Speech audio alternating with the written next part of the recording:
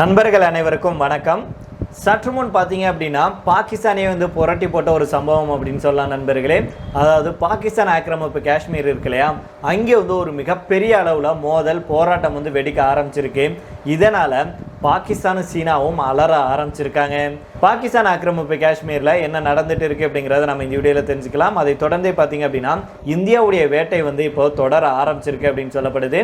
அடுத்த ஒரு முக்கியமான தலை, அதாவது தீவிரவாதியுடைய தலைவனை போட்டு தள்ளியிருக்காங்க. இதன் பின்னணியில் இருக்கும் காரணங்களை நம்ம இந்த வீடியோவில் தெரிஞ்சுக்க போகிறோம். அதை தொடர்ந்தே பார்த்தீங்க அப்படின்னா பாகிஸ்தான் இப்போ உண்மையை போட்டு உடைச்சிருக்காங்க. அதுவும் ஒரு முக்கியமான தகவலை சொல்லி இந்தியா நடத்திய தாக்குதலை பற்றி சொல்லி அவங்க அலற ஆரம்பிச்சிருக்காங்க, கதற ஆரம்பிச்சிருக்காங்க.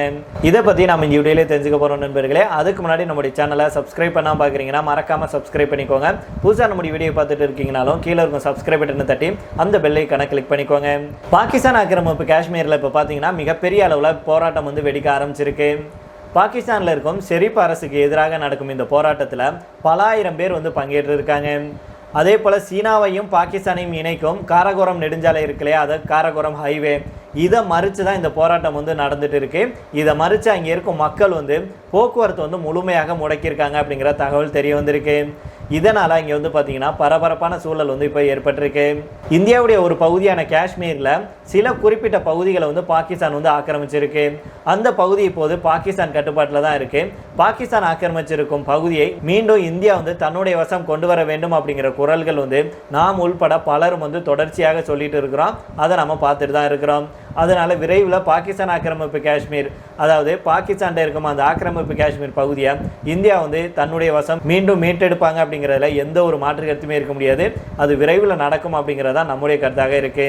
இதற்கிடையில தான் பாகிஸ்தான் ஆக்கிரமிப்பு காஷ்மீர்ல இருக்கும் கில்கித் பல்திஸ்தான் இருக்கு இல்லையா, இந்த பகுதியில் திடீரென மிகப்பெரிய அளவில் போராட்டம் வெடிக்க ஆரம்பிச்சிருக்கு. அங்கே இருக்கும் ஷெபாஸ் ஷெரீப் அரசுக்கு எதிராக தான் இந்த போராட்டம் நடந்திருக்கு. இவருக்கு எதிராக களமிறங்கிய மக்கள் சீனாவையும் பாகிஸ்தானையும் இணைக்கும் காரகோரம் ஹைவேயை மறிச்சிருக்காங்க. அதுவும் கடந்த 3 நாட்களாக இந்த நெடுஞ்சாலையை மறித்து போராட்டத்தில் ஈடுபட்டிருக்காங்க. மேலும் தீவிரவாத தாக்குதலுக்கு அரசு உதவினாலும் கூட வர்த்தகர்களுக்கு உதவ ஷெபாஸ் ஷெரீப் அரசு தவறிவிட்டதாக சொல்லி போராட்டத்தில் இவங்க ஈடுபட்டிருக்காங்க. பாகிஸ்தான் ஆக்கிரமிப்பு காஷ்மீருடைய ஒரு பகுதியான கில்கித் பல்திஸ்தானில் இருக்கும் காரகோரம் நெடுஞ்சாலையில் இதனால் பார்த்தீங்கன்னா 3வது நாளாக போக்குவரத்து தடைப்பட்டிருக்கு. இதனால் இங்கே பரபரப்பான சூழல் ஏற்பட்டிருக்கு. ஷெரீப் தலைமையிலான அரசின் வர்த்தக கொள்கைகளை போராட்டக்காரர்கள் கடுமையாக எதிர்த்துட்டு வர்றாங்க அப்படின்னு சொல்லப்படுது. கில்கித் பல்திஸ்தானுடைய குல்மத் நகரில் நடைபெற்ற இந்த போராட்டத்தில் பல ஆயிரம் பேர் பங்கேற்று வந்திருக்காங்க. தங்களுடைய கோரிக்கைகள் நிறைவேற்றப்படும் வரைக்கும் இந்த சாலையில் போக்குவரத்தை அனுமதிக்க முடியாது அப்படின்னு அவங்க முடக்கி வாக்குவாதத்தில் ஈடுபட்டிருக்காங்க. ஹன்சா, கில்கித் மற்றும் அருகே இருக்கும் பிற நகரங்களை சேர்ந்தவர்களும் இந்த போராட்டத்தில் இணைஞ்சிருக்காங்க. பாகிஸ்தான் ஆக்கிரமிப்பு காஷ்மீரில் வசிக்கும் மக்களை கண்டுகொள்ளவில்லை அப்படிங்கிறது தான் இந்த போராட்டத்துடைய பிரதான சிக்கலாக இருக்கு. இதுக்கு முன்னதாக கடந்த மாதம் தான் இங்கே இயற்கை வளங்களை எளிதாக வெட்டி எடுக்க பாகிஸ்தான் அரசு ஒரு மசோதாவை கொண்டு வந்திருந்திருக்கு. அந்த மசோதாவுக்கு எதிராக மிகப்பெரிய போராட்டங்களும் வெடிச்சிருந்துச்சு. இப்போது சில வாரங்களில் மீண்டும் மிகப்பெரிய போராட்டம் அங்கே வெடிச்சிருக்கு. அவருடைய, அதாவது பாகிஸ்தானுடைய பிரதமர் ஷெபாஸ் ஷெரீப் இருக்கார் இல்லையா, இவருடைய அரசின் வர்த்தக கொள்கை சுரண்டலுக்கு வழிவகுப்பதாகவும் அவை பொருளாதாரத்தையே மொத்தமாக காலி செய்வதாகவும் மக்கள் சாடிட்டு வர்றாங்க. மேலும் சீனாவிலிருந்து இறக்குமதி செய்யப்படும் பொருட்கள் அங்கே இருக்கும் சோஸ்ட் அப்படிங்கிற பகுதியை வழியாகவே உள்ளே வரும். ஆனால் அது கடந்த 6 மாதங்களாக மூடி இருந்ததுனால சுங்க அனுமதி கிடைக்கல. இது குறித்து பாகிஸ்தான் ஆக்கிரமிப்பு காஷ்மீர் மக்கள் பல முறை சொல்லியும் எந்த ஒரு நடவடிக்கையும் இல்லை அப்படின்னு சொல்லியிருக்காங்க. இதனால் தங்களுக்கு மிகப்பெரிய அளவில் நஷ்டம் ஏற்பட்டிருக்கு அப்படின்னு சொல்லியிருக்காங்க. இதை காரணம் சொல்லி தான் போராட்டங்கள் இப்போ வெடிக்க ஆரம்பிச்சிருக்கு. இந்த போராட்டத்தை இப்போ சமாளிக்க முடியாமல் பாகிஸ்தானுடைய பிரதமர் ஷெபாஸ் ஷெரீப்புடைய அரசு திணறிட்டு வர்றாங்க அப்படிங்கிற தகவலும் கிடைச்சிருக்கு. இதுக்கு முன்னதாக கடந்த அக்டோபர் 2023 பார்த்தீங்கன்னா இதே கில்கித் பல்திஸ்தானுடைய மாவட்டத்தில் இன்னொரு போராட்டம் நடந்திருந்துச்சு. அதாவது என்ன அப்படின்னா, அப்போ பற்றாக்குறை மற்றும் பணவீக்கம் அதிகம் நிலவுனதுனால இந்த பகுதியில் வசிக்கும் மக்கள் இந்தியாவில் கார்கிலுக்கான பாதையை திறக்க கோரி போராட்டங்களில் ஈடுபட்டாங்க. இதனால் சிலர் தேச துரோக வழக்குகள்லையும் அப்போது கைது செய்யப்பட்டாங்க அப்படிங்கிற குறிப்பிடத்தக்கது. இந்த நிலையில தான் சீனா பாகிஸ்தானுடைய சுரண்டல்களுக்கு எதிராக பாகிஸ்தான் ஆக்கிரமிப்பு காஷ்மீர் மக்கள் மிகப்பெரிய ஒரு போராட்டத்தை வந்து கையில் எடுத்திருக்காங்க. இந்த போராட்டம் விரைவில் மிகப்பெரிய அளவில் வெடிக்கும் அப்படின்னு சொல்றாங்க. இதே காரணம் வச்சு இந்த மக்கள் எல்லாமே இந்தியா கூட இணையறக்கான வாய்ப்பு வந்து அதிகமாக இருக்கு அப்படின்னு சொல்லப்படுது. இது மட்டும் இல்லாம இந்தியாவிடமிருந்து ஆக்கிரமிச்சு வச்சிருக்கும் பாகிஸ்தான், அதாவது ஆக்கிரமிப்பு காஷ்மீர்ல ஆக்கிரமிச்சு வச்சிருக்கு இல்லையா, அந்த பல பகுதிகளை இந்தியா வந்து இதன் மூலமாக இது ஒரு அச்சாரம் தான், இதன் மூலமாக கண்டிப்பாக இந்தியா மீட்டெடுப்பாங்க அப்படின்னும் பலரும் கருத்துக்களை தெரிவிச்சுட்டு வராங்க. நாம இந்த அருமையான பாகிஸ்தான் வந்து இப்போ மிகப்பெரிய அளவுல வீழ்ச்சி அடைஞ்சிட்டு வருது. இந்த அருமையான சந்தர்ப்பத்தை பயன்படுத்தி கொண்டு நாம விரைவில் நம்ம இழந்த பகுதிகளை மீட்டெடுக்க வேண்டும் அப்படிங்கிறதான் நம்முடைய கருத்தாக இருக்கு. அதனால பொறுத்திருந்து பார்ப்போம் என்ன நடக்குது அப்படின்னு. இதை தொடர்ந்து அடுத்த செய்தியாக பார்த்தோம் அப்படின்னா, பாகிஸ்தான்ல இந்தியாவுக்கு எதிராக செயல்பட்ட முக்கியமான தீவிரவாதிகள் எல்லாத்தையும் போட்டு தள்ளிட்டு வர்றாங்க. இப்போ லேட்டஸ்டாக முக்கியமான தலைவரை வந்து போட்டு தள்ளியிருக்காங்க. பாகிஸ்தான்ல அடுத்தடுத்து பல தீவிரவாத அமைப்புகளுடைய முக்கிய தலைவர்கள் கொல்லப்பட்டு வருவது உலக அளவில் இப்போ பரபரப்பை ஏற்படுத்தி இருக்கு. அந்த வகையில தான் பாகிஸ்தானுடைய ஜெய்ஷி முகமது அமைப்புடைய முக்கிய தலைவர்ல ஒருவரான அப்துல் அஜீஸ் இஷார் அப்படிங்கிறவனை மர்மமான முறையில் சடலமாக மீட்கப்பட்டுள்ள சம்பவம் இப்போ பரபரப்பை ஏற்படுத்தி இருக்கு. இந்தியாவில் பல்வேறு தீவிரவாத தாக்குதல்கள் நடைபெற்ற நிலையில பாகிஸ்தானை மையமாக கொண்டு செயல்படும் ஜெய்ஷி முகமது உள்ளிட்ட பல்வேறு தீவிரவாத அமைப்புகள் காரணம் அப்படின்னு குற்றம் சாட்டப்படுது. இந்த நிலையில தான் இந்தியாவால் தேடப்பட்டு வரும் மசூத் ஆசார் உள்ளிட்ட பலர் பாகிஸ்தான்ல தான் தஞ்சம் புகுந்து இருக்காங்க.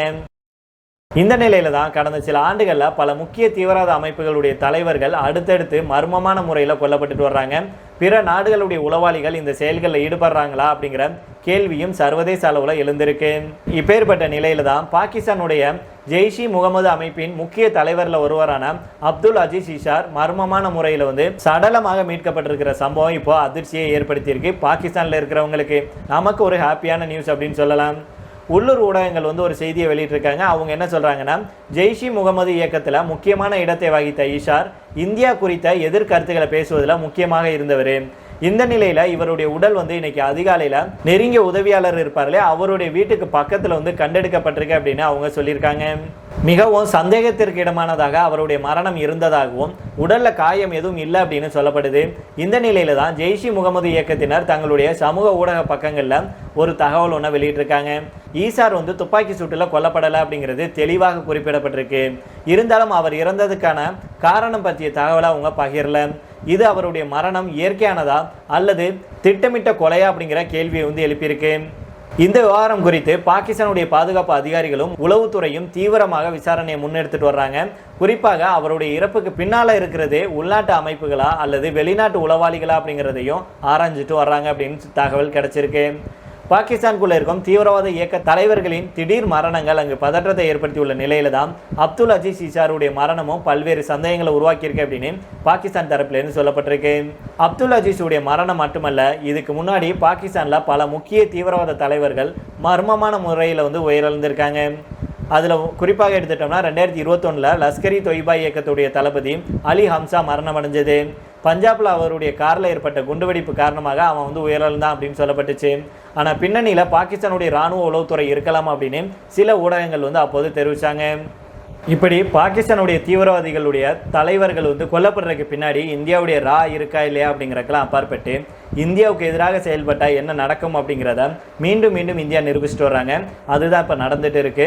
இது மட்டும் இல்லாமல் இந்தியாவை பகைத்தால் என்ன நடக்கும் அப்படிங்கிறத இந்தியா வந்து செஞ்சு காமிச்சிட்டு வர்றாங்க.